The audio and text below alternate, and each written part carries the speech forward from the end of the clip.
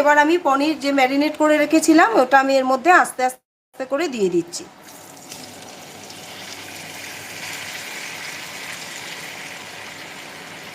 পরে আমি এর মধ্যে একটুখানি জল দিয়ে দেবো।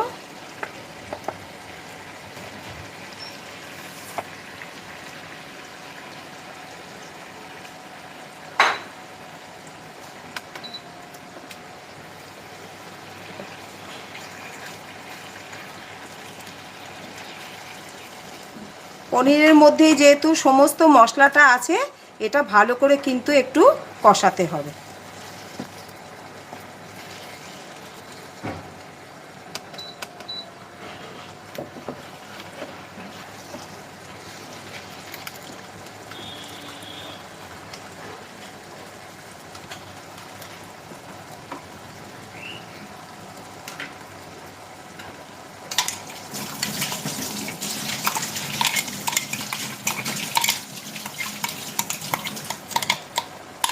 খুব সুন্দর একটা ফ্লেভার বেরিয়েছে, যেহেতু কারি পাতা আছে আর সমস্ত মশলা আমার আগে থেকেই ম্যারিনেট করা ছিল।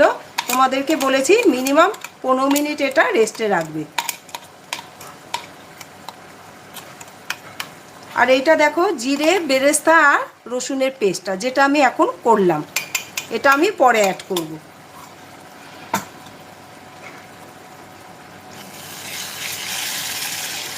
এই রেসিপিটা একবার করে দেখবে, একদম নতুনত্ব রেসিপি, খুব ভালো লাগে খেতে।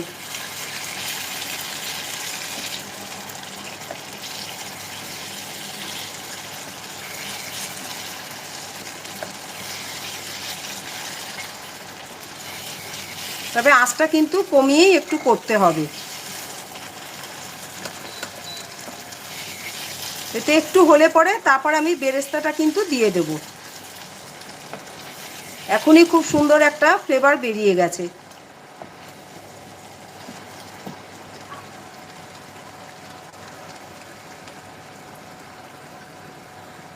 এটা একটু কিন্তু এই রেসিপিটা কিন্তু একটু কমিয়ে কমিয়ে করতে হবে, কারণ পনির জিনিসটা কিন্তু এমনিতেই নরম, তার মধ্যে সব ম্যারিনেট করা, বেশি ঘাটাঘাটি করতে গেলে কিন্তু পনিরগুলো ভেঙে যাবে। আর একটু কমিয়ে মানে অ্যাডজাস্ট করে করবে, একবার কমাবে একবার বাড়াবে, এভাবে অ্যাডজাস্ট করে কিন্তু করবে, তাতেই কিন্তু জিনিসটা হয়ে যাবে।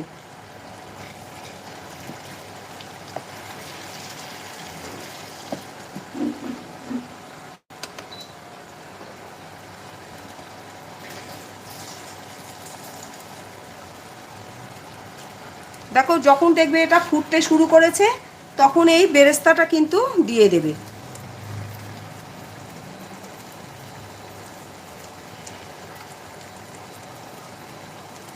দেখো কি সুন্দর হয়েছে না, বেরেস্তাটা পুরো পারফেক্ট হয়েছে, আর পড়িনি, আমি যেভাবে করলাম আর পুরো একদম মচমচ করছে, ঠিক এইভাবেই করবে। আবারও আমি ইন্ডাকশানের তাপমাত্রাটা কমিয়ে দিলাম, এইভাবে আস্তে আস্তে এটা করতে হবে। আমি কিন্তু নুন আগে পনিরের মধ্যে দিয়ে দিয়েছি, যদি লাগে তাহলে আমি পরে দেব।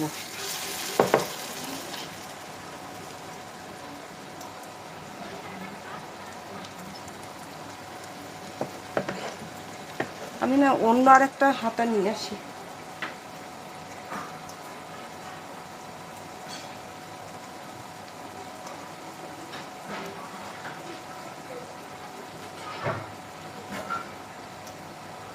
আমি একটু হাতাটা চেঞ্জ করলাম, কারণ ওটা একটু মোটা টাইপের, তো একটু অসুবিধা হচ্ছে, তাই পাতলা নিলাম।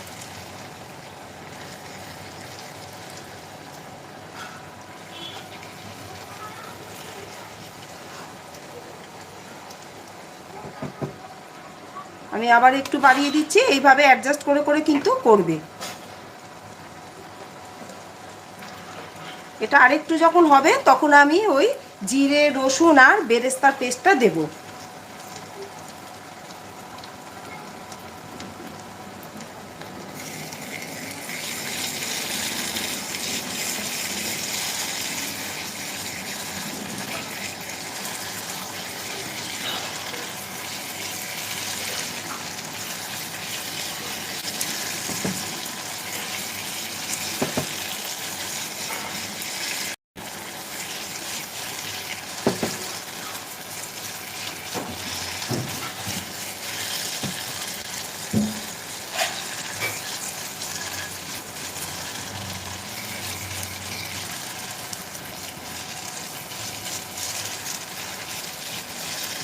দেখো তেল কিন্তু অলরেডি বেরিয়ে এসছে আমার, দেখতে পাচ্ছ তেলটা কিন্তু অলরেডি উপর দিয়ে বেরিয়ে এসছে।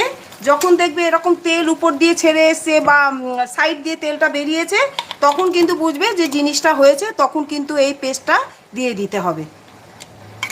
বাকিটা আমি জল অ্যাড করব, তো গরম জল অ্যাড করে তখন এটা আমি ধুয়ে দেবো। এখন জল দেওয়া যাবে না, এখন আগে এটাকে মিশিয়ে নিই।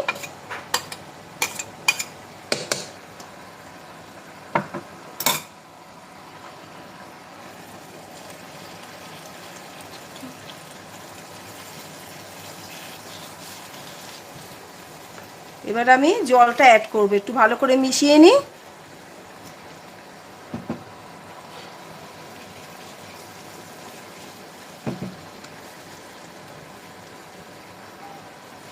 একদম নতুনত্ব রেসিপি পনিরের, তোমরা অতি অবশ্যই ট্রাই করে দেখো। দেখলে তো খুব বেশি কিন্তু মশলা লাগে না, আর ঝামেলাও নেই, একসাথে মাখিয়ে নিয়ে তারপরে করবে। এবার আমি কিন্তু জলটা অ্যাড করব, আগে ভালো করে মশলাটা মিশিয়ে নেবে তারপরে। এখন কিন্তু আর ফোটানোর দরকার নেই, একেবারে জল দিয়ে ফোটালেই হবে, কেন আমার অলরেডি তেলটা বেরিয়ে গেছে। আমার মশলা ভালো করে মাখিয়ে নিয়েছি, এবার আমি জল অ্যাড করব।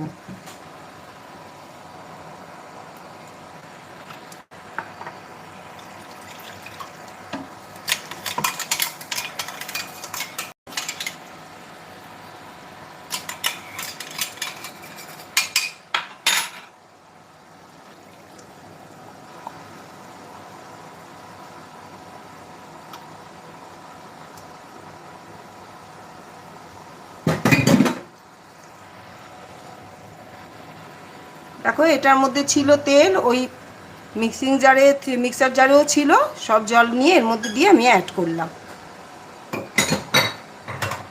এখানে কিন্তু কোনো রকম আমি কাঁচা লঙ্কা কিন্তু অ্যাড করিনি, আর দরকার নেই।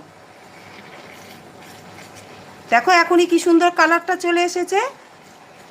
আচ্ছা, আর একটু কিন্তু জল অ্যাড করতে হবে, কেন কি এটা একটুখানি ফুটতে দিতে হবে চাপা দিয়ে। আর একটু জল অ্যাড করব আমি।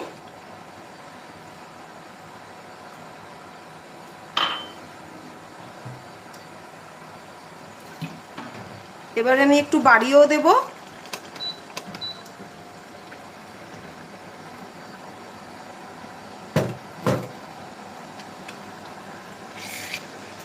মশলাগুলো সব তালে লেগে যাবে। দেখো জলের মধ্যে, দেখো কি দুর্দান্ত কালারটা এসছে। এইবার আমি একটু চাপা দেব।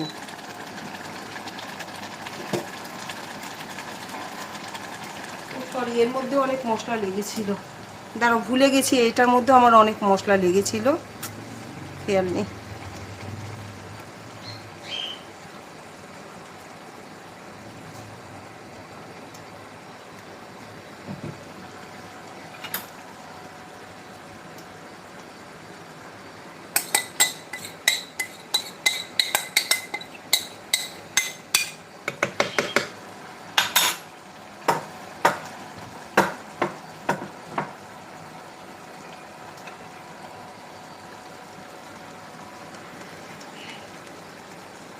দেখো কতটা লেগে আছে। আচ্ছা হয়ে গেছে, এবার আমি চাপা দেব। একটু নাড়িয়ে নিই আরেকবার।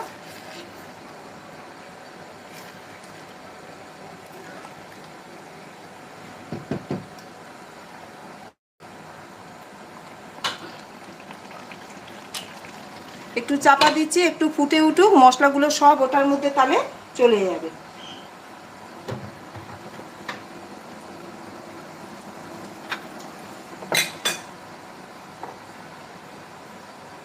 তোমরা যারা আমার নতুন লাইভ ভিডিও দেখছো, প্লিজ ভিডিও ভালো লাগলে আমার চ্যানেলটিকে সাবস্ক্রাইব করে বেল আইকনটা প্রেস করে দিও।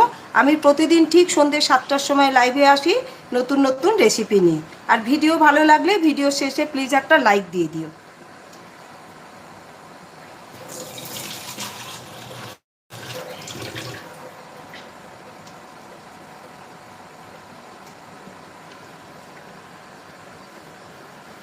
এটা একটু ফুটে উঠুক, তারপর এর মধ্যে দুটো জিনিস আরও অ্যাড করব।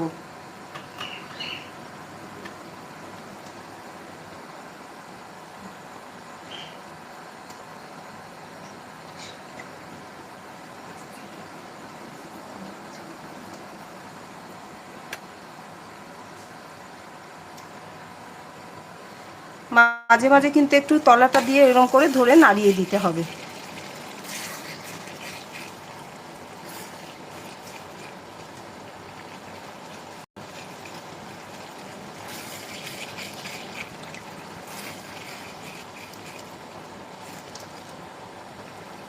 এটা একটু ফুটুক, কেন কি মশলাগুলো সব এর মধ্যে ঢুকবে।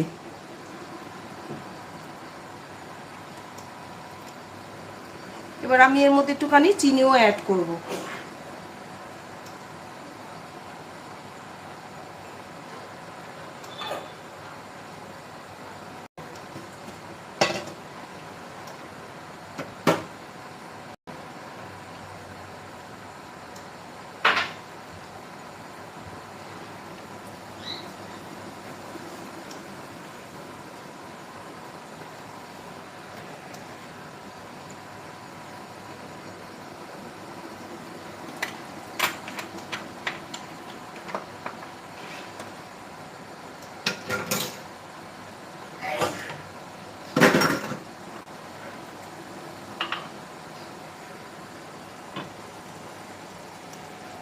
দেখো উপর দিয়ে কিন্তু তেলটা ছেড়ে দিয়েছে অলরেডি। আচ্ছা, আমি এর মধ্যে আর সামান্য একটুখানি নুন দেব, দিয়ে আর একটুখানি চিনি অ্যাড করব।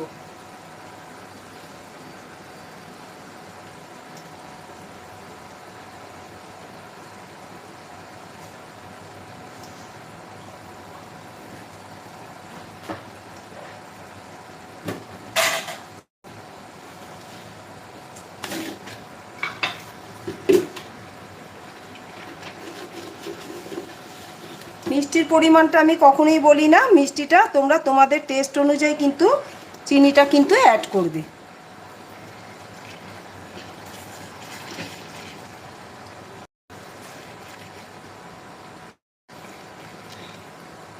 দেখো কি সুন্দর হয়েছে দেখতে, কালারটাও কি সুন্দর এসছে, আর পুরো উপর দিয়ে কিন্তু তেলটাও ভেসে উঠেছে। ঠিক এরকমভাবে করবে, এরকমই হবে। আচ্ছা, এবার আমি এর মধ্যে বাকি কারি পাতাগুলো কিন্তু অ্যাড করব। আমি আগেই বলেছিলাম 35টার মতো কারি পাতা নিয়েছি, আগে তেলের মধ্যে কিছু দিয়েছি আর বাকিটা আমি এখন কিছু অ্যাড করলাম। আর দিয়ে দেবো হচ্ছে ধনে পাতা।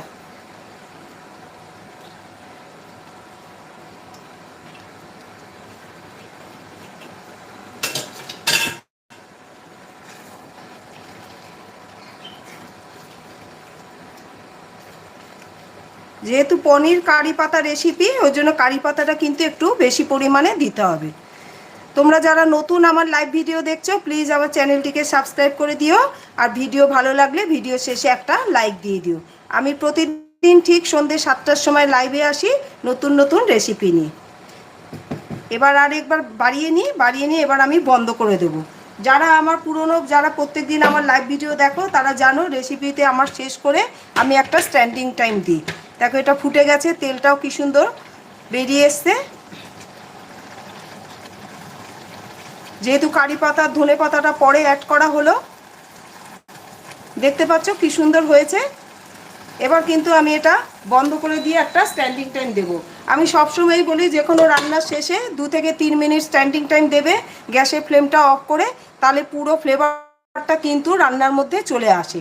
করেই কিন্তু কখনোই নামাবে না। তা আমি তো এতক্ষণ সময় নেব না, আমি জাস্ট একটু স্ট্যান্ডিং টাইম দিয়ে তারপরে আমি খুলে দেখাচ্ছি।